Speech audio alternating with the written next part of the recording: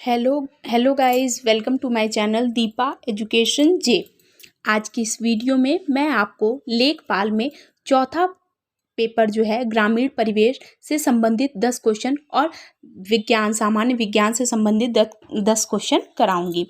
ये repeated question है जो आपके लेखपाल के पहले भी परीक्षा में आ चुके हैं, इसलिए ये आपके एग्ज़ाम के पॉइंट ऑफ व्यू से भी बहुत इंपॉर्टेंट हो जाते हैं। तो सेशन को लेट नहीं करते हैं बल्कि इसे स्टार्ट करते हैं। और स्टार्ट करने से पहले मैं आपको बता देती हूँ कि जो भी व्यूवर्स इस चैनल पे नए हैं, प्लीज़ मेरे चैनल को लाइक कीजिए, सब्सक्राइब कीजिए। Let's start. तो सबसे पहला क्वेश्चन है कि यूपी में औसत जोत का आकार क्या है। सबसे पहला है कि आप देखिए यहाँ पे ग्रामीण परिवेश लेखपाल में सिलेबस की बात करें तो चौथा प्रश्न पत्र जो है पार्ट जो है सिलेबस में वो ग्रामीण परिवेश से है। और यूपी में औसत जोत का आकार अगर पूछें तो यूपी में औसत जोत का आकार वो है 0.5 हेक्टेयर से अधिक लेकिन 1 हेक्टेयर से कम। यानी अगर आपसे पूछे कि 1 हेक्टेयर से कम है, यूपी में औसत जोत का आकार 1 हेक्टेयर से कम है। यहाँ पर मैंने नोट लिखवाया है कि भारत में सर्वाधिक औसत वाला राज्य नागालैंड है और भारत में न्यूनतम औसत वाला आकार जोत वाला राज्य केरल है। तो ये दोनों नोट भी बहुत इंपॉर्टेंट होते हैं। भारत में सर्वाधिक औसत जोत वाला राज्य नागालैंड और भारत में न्यूनतम औसत जोत वाला राज्य केरल है। दूसरा क्वेश्चन है प्रकाश है तो विकास है योजना किस राज्य की योजना है।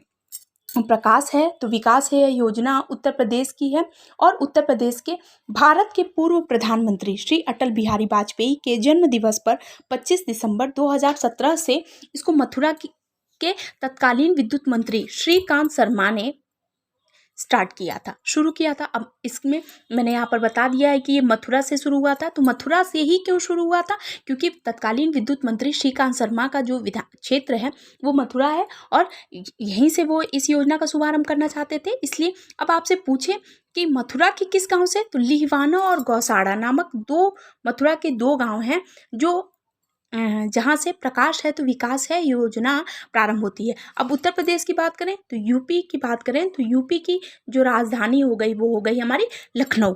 लखनऊ किस नदी के किनारे स्थित है? तो लखनऊ गोमती नदी के किनारे स्थित है। ये सब बिल्कुल इंपॉर्टेंट फैक्ट हैं जो आपके एग्जाम में किसी न किसी रूप में क्वेश्चन बना के आ जाते हैं। तो गोमती नदी के किनारे हो गया। आगे क्वेश्चन की बात करें तो भूमापन में जरीब लाइन के आरंभ तथा समाप्त होने के स्थान क्या कहलाते हैं। तो भूमापन के जरीब लाइन के आरंभ और समाप्त होने को मुकाम कहते हैं। ये भी लाइन इंपॉर्टेंट है।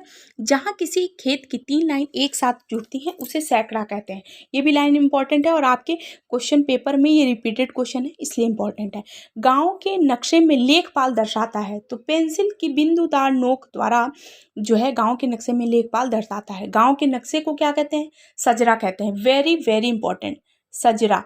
गांव के अगर आपसे पूछे कि गांव के नक्शे को कहते क्या है, 4 ऑप्शन होगा उसमें आपका आंसर हो जाएगा सजरा गांव के नक्शे को कहते हैं। आगे हम देखते हैं अंबेडकर विशेष रोजगार योजना का नया नाम क्या किया गया है। पहले मैं आपको बताना चाहती हूँ कि अंबेडकर विकास योजना की अगर बात करें तो ये रोजगार योजना है और इसका नाम बदलकर बाबा साहब अंबेडकर रोजगार प्रोत्साहन योजना कर दिया गया है। और इसको जो इसका नाम जो बदला गया है वो हमारे यूपी के ही मुख्यमंत्री माननीय योगी आदित्यनाथ जी के द्वारा इसे बदला गया है। मैं आपको इसके बारे में बताना चाहती हूँ कि यह स्वरोजगार को बढ़ावा देने के लिए है और ये सभी वर्गों के लिए है। लेकिन हाँ, इसमें जो अनुदान देने की बात कही गई है ये अनुदान प्रतिशत के आधार पर अगर बात करें तो अलग अलग है। जैसे अनुसूचित जनजाति के लिए अलग है और सामान्य जाति के लिए अलग है। लेकिन ये इसका मेन मकसद जो है वो ये है इस योजना का कि इस योजना के द्वारा स्वरोजगार को बढ़ावा मिल सके। तो यहाँ पर हमने देखा कि हम ग्रामीण परिवेश से 10 क्वेश्चन मैंने आपको बताया। ये 10 क्वेश्चन जो है 6 क्वेश्चन 7 क्वेश्चन जो मैंने कराए हैं ये रिपीटेड क्वेश्चन है। आगे लेखपाल के आने वाली परीक्षा में जितने भी क्वेश्चन आए हुए हैं मैं उन क्वेश्चंस को आपको प्रीवियस एग्जाम के जो क्वेश्चन आए हुए उन्हें मैं कराऊंगी। आगे मैं आपको साइंस के 10 क्वेश्चन कराती हूँ। हीमोफीलिया एक आनुवांशिक रोग है जिसका परिणाम है रक्त का थक्का नहीं जमना। रक्त का थक्का नहीं जमना इसका मैं आपको बताना चाहती हूँ कि विटामिन के की कमी से भी व्यक्ति में रक्त का थक्का नहीं जमता है। और इसका मुख्य स्रोत अगर बात करें तो टमाटर, हरी साग सब्जियाँ इसका मुख्य स्रोत होती हैं। हीमोफीलिया जो होता है वो एक आनुवांशिक रोग होता है और इससे संबंधित अगर कोई व्यक्ति है तो यदि उसको दुर्घटना में या किसी कारणवश चोट लग जाती है तो चोट लगने के कारण अत्यधिक रक्त स्राव होता है जिसके कारण व्यक्ति की संबंधित व्यक्ति की मृत्यु तक हो जाती है। तो ये एक आनुवांशिक रोग होता है जिसका परिणाम होता है रक्त का थक्का नहीं जमता। जैसे सामान्य व्यक्ति को चोट लगने पर थोड़ी देर बाद उसका रक्त का थक्का जम जाता है, ब्लड रुक जाता है, लेकिन इस व्यक्ति के ऐसे नहीं होता है। दूसरा क्वेश्चन है एक्स किरणों का आविष्कार किसने किया। तो एक्स किरणों का आविष्कार रॉटसन ने किया। ये भी बहुत इंपॉर्टेंट क्वेश्चन है और एग्जाम में रिपीटेड क्वेश्चन है। एक्स किरणों का आविष्कार, तो एक्सरे में जिन किरणों का प्रयोग किया जाता है उसका आविष्कार रॉटसन ने किया था। गाजर का रंग किसकी मौजूदगी के कारण लाल होता है। तो गाजर का रंग कैरोटीन की उपस्थिति के कारण लाल होता है। अगर मैं आपको बताती हूँ कि ये क्वेश्चन कई बार रिपीट हो चुका है, बहुत ज़्यादा इंपॉर्टेंट हो जाता है क्योंकि सब ये सारे क्वेश्चन आपके रिपीटेड क्वेश्चन हैं। और जंग से बचाव के लिए लोहे पर जस्ते की लेपन प्रक्रिया को क्या कहते हैं। तो जंग से बचाव के लिए लोहे पर जस्ते की लेप कर दी जाती है ताकि लोहे को की छड़ को या रॉड को हम जंग से बचा सकें और इस प्रक्रिया को यशदीकरण कहते हैं।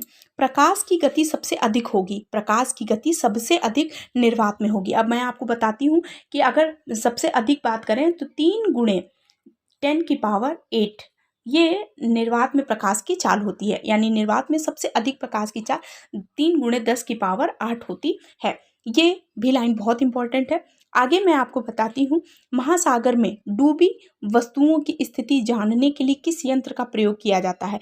तो सोनार यंत्र का प्रयोग किया जाता है। महासागर में अगर कोई वस्तु डूब गई है, जैसे बड़े बड़े जलयान होते हैं, बंदरगाह होते हैं, उन बंदरगाह में कोई दुर्घटनावश यदि कोई नाव या कुछ आयात निर्यात करते समय कोई सामान डूब जाता है तो उस डूबी हुई वस्तुओं की स्थिति जानने के लिए सोनार का प्रयोग किया जाता है।